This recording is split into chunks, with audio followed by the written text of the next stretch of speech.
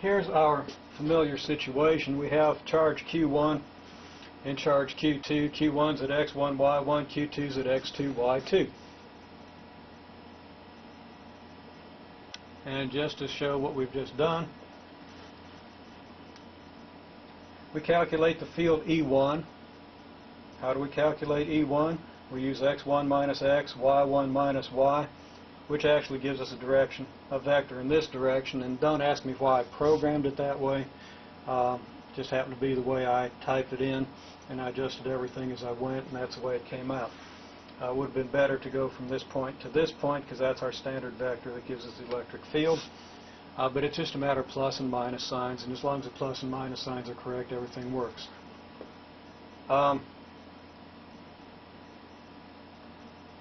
Using these sides of the triangle, we get the distance. Square root of x1 minus x quantity squared plus y1 minus y quantity squared. Take that distance, divide the square of that distance into Q1, and we have the field strength at this point. Then, depending on whether x1 minus x is positive or negative, y1 minus y is positive or negative, we get the sine and the cosine of the angle up here, which is the angle with the x-axis, by taking x1 minus, the cosine is x1 minus x over r1, just this side over this side. That's the definition of the cosine. This over this is a definition of the sine, and you saw all that coming up in the program. So that if we want the x and y components of E1, we just take the electric field strength that we got by dividing Q1 by the square of R1, multiplied by that cosine. We get the y component multiplying by the sine. So that in the computer, sine 1 and cosine 1 stand for the sine and cosine of this, and we multiply those by field strength 1, which is your E1, in order to get the components of E1. Then we do the same thing for x2, y2, and we get the components of E2. We add those components up, and I haven't shown that here, but we add those components up to get the net x and the next net y component for the resultant field E. And then we calculate the strength of the field, the sine and the cosine, just using standard vector techniques. And the payoff here is that we now plot. Okay?